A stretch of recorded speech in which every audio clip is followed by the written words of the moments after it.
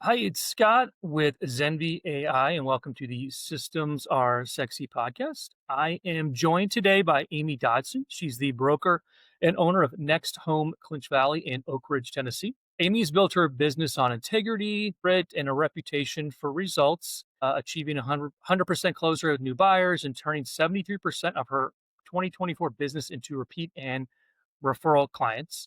Amie has started her brokerage by combining people first approach with smart systems and strong leadership. So, welcome to the show, Amie. How are you? I'm doing just fine. How are you doing? I'm good. I know you come from a family of entrepreneurs, and I think you had mentioned to me when we spoke before. You're someone that just says, I just can't do it." So, I'm wondering, how did you get started in real estate, and kind of how did that background help you succeed in the real estate industry? I was always kind of an artistic kid that's super detail oriented and decided from a very early age that I wanted to be an architect when I grew up. Decided I was going to go to school, ready to do it. Applied and got in here at UT and decided after I found out that it was going to take 11 years to get through the program, get a master's and do the required internship, all that. I said, no, thank you. I said, I want to start living a life and making money before then because I had always worked from the time that I was 15. I started working. No, and I wasn't required to. My parents didn't make me. My dad actually preferred that I didn't, so I had time to spend with the family. But worked from the age that I was 15 on, and always wanted to be the best at whatever I was doing. And I learned from my dad himself and his dad. Both of them were insurance agents. My dad still is, hasn't retired yet. But a big part of what they do was grounded in serving people and making sure that they had their integrity. And that was something that I never thought about doing. I thought I would just always have a job. And then when we moved back down here from Virginia after being on from 9 years, we moved back down here and bought a house. And the realtor that I worked for had just lost his admin and his transaction coordinator. And I didn't have a job when we moved. So I just said, hey, let's see what happened. And I took it on just a few hours a week and turned out I was really good at it. So ended up digging in a little bit more, going on to get my license and really just started enjoying it and found it as a good place where I could serve people, but also make money. Got it. The goal of the podcast really is to show people how other entrepreneurs have grown their business, scaled, but obviously we all have business challenges. Are there any early business challenges that you overcame? Maybe people said you wouldn't make it, or just some challenges you had and maybe shaped you how you are now? Yeah, I had a couple of business partners that things didn't work out with when I opened a brokerage. And I won't go into all those details because I'm not somebody that wants to say anything negative about somebody else. It didn't work out. And it ended up, I had heard from several other people that I basically being bad mouth and said, she's not very good, that she's not going to make it. And I kind of just said, I'll show you. And because I've always been a very determined person, it started with, I'm determined to prove it wrong. And then because I was fairly good at it and ended up really loving it and loving serving people, I just stuck with it. Got it. I mentioned the intro. Your close rate, especially with first time buyers, is very impressive. How do you get trust so quickly with clients? Not just from that initial meeting through the whole process, because obviously someone views the whole process if they're going to refer you to somebody. What is I guess, your secret to your success in that regard? So people that know me and get to know me through business and sales and all of that know that I'm somebody that what you see is what you get. You're not going to hear a bunch of junk from me. I'm not a very salesy person. I'm very straightforward and I say honest. It sounds like a crazy thing to say in sales, but I don't beat around the bush. I tell them exactly how it is. I'm extremely upfront with all of my appointments when I do listings, when I have meetings with buyers, and I make it very clear. I'm not the one for you. It's fine, but we need to know this on the front end. Don't tell me we're good. And then 3 months later decide that I wasn't your agent and, you want to work with somebody else. So let's talk this out now. And if I'm not for you, that's fine because you may not be for me. And very rarely have I had people say, you know what, I don't think you're the agent for us. Actually, I don't know that I can think of a specific time that somebody has said that as a buyer. I've had a couple of listings come around that way, and I was thankful that they said that because I would not have been happy working with them either. But buyers, I don't typically have that. And I think it's because a lot of it, they know that they can trust me in my expertise. My husband and I buy and flip and keep houses and rent them out. And we've also renovated our own houses a few times. So we're very familiar with the process. Well, in the architecture background, because I was a draftsman during that time when I was starting out in drafting or in architecture school, but I have a very good knowledge of construction and how things are built from the ground up. So I could walk into a house and look over a doorway and see that there's a crack and say, we might need to check into a foundation problem here.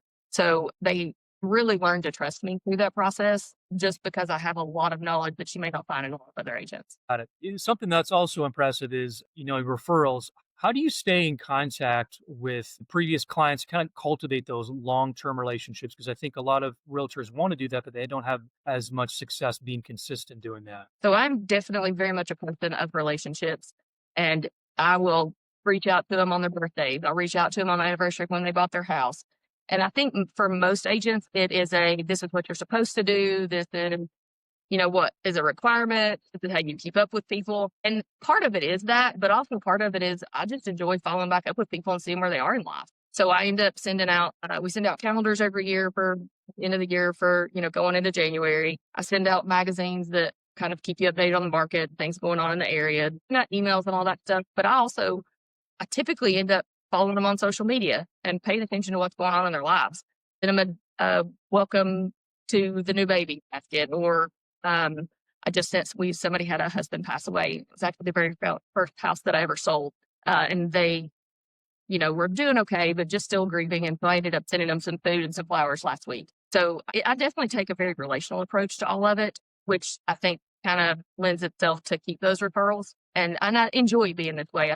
I don't want it to just be business for me. Got it. That's great. I'm wondering, obviously, a lot of people want to do that, but they feel like maybe they don't have the time for that. How do you? What is your system for that process to stay in touch with people and remember those dates? So I have everything on my calendar. I put it all in my Google Calendar, which my business consultant here is trying to get me to stop doing that because he says it's not the most efficient way, and it's probably not. It's what has worked for me starting out. I really haven't been in the business a super long time. I just jumped in head first and it kind of took off, which has led me to the point where I haven't been able to put a lot of systems in place. And I was just pretty much living in chaos, trying to get everything done. But I would put it into my calendar and do an annual reminder the day before somebody's closing. So, I've got people in there that bought houses with me 4 years ago, and it'll still pop up 4 years later on the day that they bought their house and send out a text. Hey, hope things are going well. Are you still loving the house? Are we ready to move yet? You got any kids that are ready to buy? And just kind of keep in contact with them that way. And I also have emails that are set up to go out automatically with events and things that are going on in the area. So, and then of course, as I know I get to November, December, it's time to order those calendars, just common sense kind of stuff. Speaking for you, but also maybe your team, are there repetitive tasks that you feel like you're working on now? It could be a lead generation or managing communication that between clients and agents that you feel like, man, that could there be a better way to do that? Or do you feel like you got everything locked in? So I have never until this year ever paid for any leads. Everything has just kind of come in organically. And I really got in at a good time. It was right when COVID was hitting, things took off. And I had already learned how to do real estate just from working for the other person previously as an admin. So I was ready to go when it got busy. But things really just kind of happened very fast. And because I took the relational approach and, enjoy what I do, everybody kind of stuck around and I just continued getting referrals. But I had several agents and people on the team asking for leads. And because I had never done it, I said, well, I'm just going to sign up for one just to see how it works because I don't even know where to start. And I ended up, I still didn't love it. And I actually canceled it last week because I felt like it did not give me that relational side of it that I like.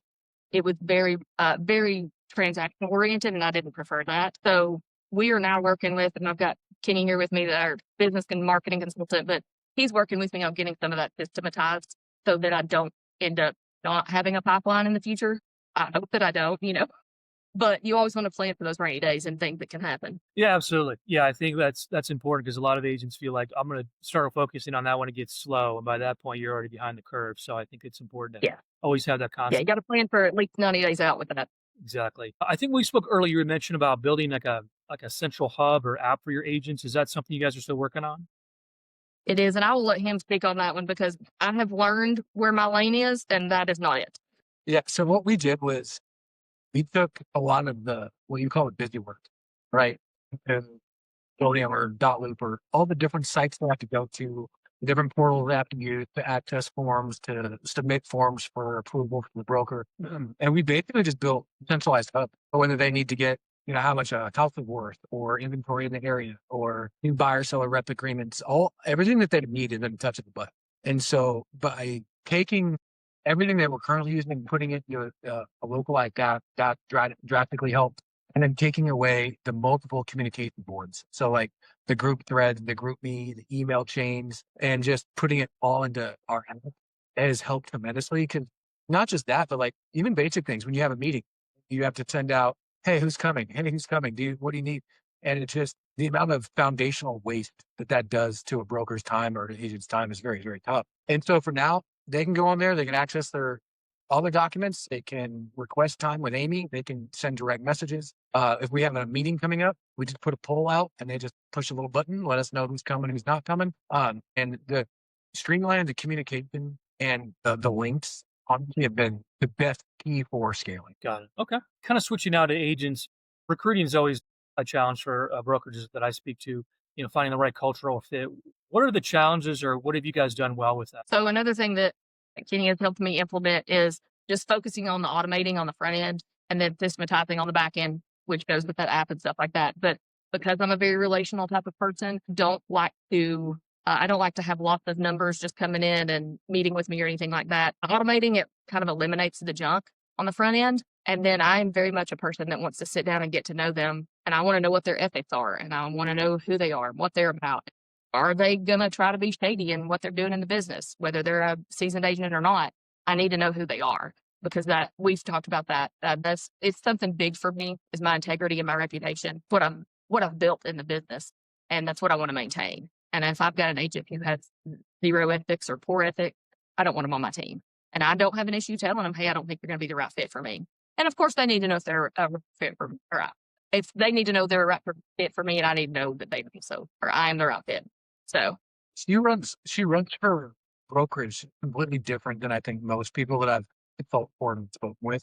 You have the bigger companies out there that are kind of just farmers. You put your application in, you do an interview, and you come on, and it's sink or swim kind of thing, right? And so Amie's built something that is more surgical. So the automating of the front end, they learn all about NextHome, learn all about Amie. They have all of their stuff put forth. So that way, before they even meet with her, she can kind of see, the 360 view of that person. Are they going to fill the specific role that she's hiring for? Because an agent is an agent, that's great, but like she does a very good job. She has agents that thrive in that $200,000 to $400,000 mark, and then she has agents that thrive in the $500,000 to $1 million mark. And so, depending on what the business is needing, where time's going, where the market's showing, we know exactly based on automation on the front end what type of back end relationship she needs to be able to go through, what questions to ask, and make sure that person comes on. Because her biggest aspect, I think, is her vision is so big for what she wants to do to help people, allows people that are already pretty established somewhere else that wouldn't leave to want to join because they can build their vision with inside of hers and do it with a lot less work. They get access to all the systems and automation and being able to scale without having to spend 10, 12 hours a day trying to do it, right? She builds it like a puzzle. So like not just any agent can come on board. Like you go through the front end automation, you go through the back end with her. And if that person feels like it's the right fit and Amie feels like it's the right fit, and it's that missing piece of the puzzle that the market tells us that we need for the business, then we go forth. Because of that, they get a much better onboarding experience. They get much better value and time access in the beginning. They get to learn all the things that would take them normally years to do, spoon fed to them. And so like, that's the value that she gives. The value that she gets is she gets young hustlers that want to come in and put this thing to market and to grow it. Right. And so I think that is probably one of the biggest things that I've seen with her is taking the systems we've built, but using it in a way that's more surgical than general practitioner. Like she doesn't want everything, right? You want a team of killers. They can go service the community, make a bunch of money, do it, and accomplish the goal. Yeah, that's something big that you'll see in pretty much, I'm not going to say every brokerage because I know that there are some that are not like that, but a lot of your bigger name brokerages will be all about the numbers. And that is not something for me. I was actually part of a brokerage when I first started, and I helped open one that if you didn't hit specific numbers in your agents, not even what they sold, but just specific number, headcount of agents, they dropped you as a franchise. It just happened to one of my friends last week out of state. But I don't focus on the number of agents. It's more of who they are and what they do. And I would rather have 5 agents who are working hard and hustling and killing it and treating their clients well than 200 agents who are mediocre and probably shady. That's not where my focus is. Understand that. So let's say for one of those agents, curious about your automation on this, let's say a lead comes in, What's your process from that point on to get in front of them, but also just to kind of continue that process all the way to the end? So a lead comes in for myself, or a lead comes in for one of the agent, or an agent lead comes in. Yeah, for one of the agents. So I go through a pretty intense process with them and how we start out, because we've got the system that you can automate your emails and your phone calls and all that kind of stuff. And everything that we have is set up to send out an immediate email or a text, depending on what they have chosen that they prefer. And it goes out immediately to them. And then once they respond. Okay. Something else you've had success with that I don't think a lot of agents talk about is, for sale by owners, FSBOs. Wondering, um, your high close rate with those. What's your approach with those? Like, what interests you about them? But how are you standing out in that situation? So I have a very different approach than you'll probably see with anybody else. Most agents are going to say, they're trying to do what's best for the client and all that. But I take it really to heart. And part of the reason for that is because of my faith in what I feel like I'm supposed to be doing, what I'm called to do. And if I'm working any job, it doesn't matter if it's this or if I was working, at a fast food place down the street. Whatever it is, I'm called to do my best at it. And I want to make sure that that's how I'm working with people and for people. And I will, I go into a for sale by owner online. I'll find one online, something like that. And I'll make phone calls to them. And I'm truly, it sounds like a sales pitch, but I will truly say to them, hey, I've got some new agents, or I've got agents that I would like to continue to train. Would you be open to us coming in and doing an open house for you? And all of them, every time, the immediate response is, why would you want to do that? If you're not going to get paid, why would you want to do that? And if it's because I've got a new agent with me, and I don't lie about those things, it's, I have an honest conversation with them, and I will have new agents come on and I need to teach them how to do an open house. So I will tell the seller, I've got an agent that I really need to train them how to do an open house, how to talk to people, get them, just be in front of people, let them understand the order, show them how to set up, put balloons out or signs or whatever. And I would love to be able to do that for you, because it helps you out and it helps me out in training somebody. And so then we go in, we'll set up an open house, and any leads that come in, any buyers that come in, if the house is not for them, then we get to work those leads, put them in a pipeline and try to, work on future down the line or whatever. But then anybody that comes in, I always tell the seller, I'm happy to do paperwork for you. We will pre-discuss the fee. If a buyer comes in on that at the open house, then when I'm there, hey, listen, I'll pass them off to you directly. You can deal with them, or I'm happy to do paperwork for a fee and, get your house sold. I also help them with pricing strategy. And I have talked to several of them who will say, hey, listen, I think you might be a little underpriced here, or hey, you might be a little overpriced. Or I'll even go into, I see you taking pictures on your cell phone and you're hoping to get $600,000 out of this house. I think you might be better served if you do professional photography. And sometimes just that advice, knowing that I'm not pushing them to list with me, is enough to continue the conversation and at least let me inside to do an open house. And because then once they meet me in person and they realize she's being real about this is not just a gimmick. She's not just trying to list it. They learn to trust me in that. And there have been very few of them that I've gone into that I did not end up getting the listing and selling the house. Actually, my very first listing of my own that was not on a team with somebody else was the for sale by owner. The very first one that I did. And when I tell people that, they're always shocked that a very first listing was a for sale by owner. But those are kind of hard to get for a lot of people. What motivated you to go down that road? Obviously, you got a successful brokerage. Why continue to work on those? I really like helping people. And I mean, it's really kind of my heart. I like to serve people, and I can serve them while also making money and providing for my family, and that's something that I take to heart with everything that I do. I think a lot of people don't know what they don't know either, and so like we actually just had a conversation this morning about, there was a lady listening home, wanted to do it on her own to save, call it, $40,000 is what she in her head thought she was going to say. And then, Amy and I was like, between pictures, marketing, all the things, an attorney to help you with the documents. It's like, are you getting the most out of your home? Or are you just worried about saving the money that you think you can quantify to save? When realistically, the amount of time and effort that goes into selling that place usually rocks them about halfway through and they throw their hands up and then go to an agent, right? But the ones that want to do the FSBOs on their own, it's like they look at it because they want to keep as much money for themselves as possible, not realizing, like, if they do the documents wrong, if they do this wrong, now the house is locked up in legal fees, and now they're not getting any of the money, and they're hemorrhaging money to try to get their own house back. And so it's like there's just a lot of things that go into it that most people don't know. They just look at, well, this house is mine. I know I can make this. I'm going to try it, without all the details that go into actually selling, listing, closing, everything else. And so, yeah, she probably saved 30, 40 grand in her head, But if it took her 12 months to do it and she could have gotten an extra $40,000 for the home, she lost 12 months of income and $40,000 on the table. And I think that that's where what Amie says about serving people, she's very good about being passionate without being pressuring. And so when people understand that you're passionate to help them, and then you can logically show them why it makes sense, then it's not a hard sale. You know, then they understand that you care, and then they understand the outcome is better if they have help. I think that that's kind of what I've seen her success come from. And it was an easy thing for me to step into, because when I started, I was making phone calls to homes that had expired, and I was getting appointments for the agents that I was working for him to go into and list and all that kind of stuff. And for sale by owners always came up on those. And I didn't have issues. I have no issue talking to anybody. It's not a problem for me. I can talk to a hole in the wall.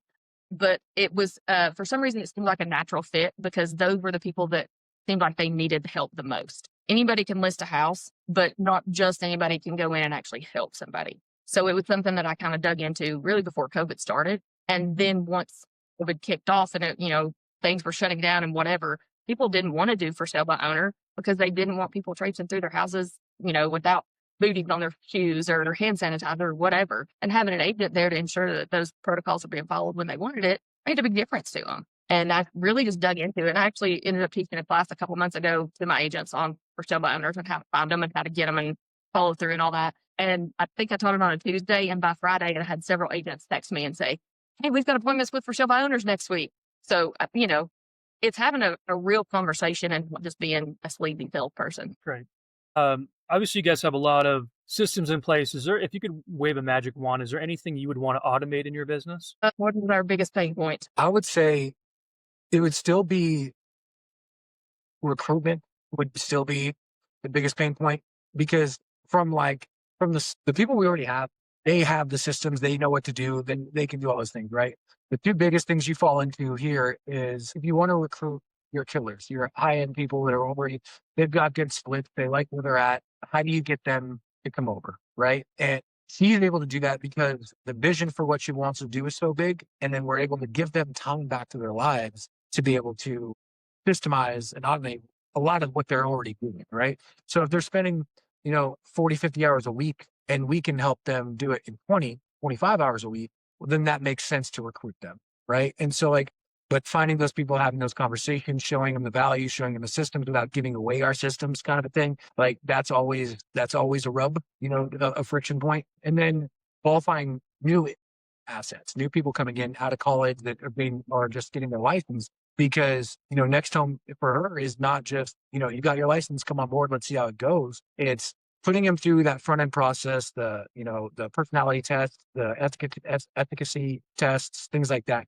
to make sure that they fit the right portion of it. And a lot of that is automated, but going from that point to getting them through the back end with her, to getting them into, enough value where they can do it on their own, that is still a friction point, I think, for almost every business. Because you can automate a lot. You don't ever automate what you can systematize. And so we're still having systems built out for this agent's really good at marketing. And so when we get a new person on, that's who they're attached to for a little bit. And they learn how that person does marketing because they're a killer in that.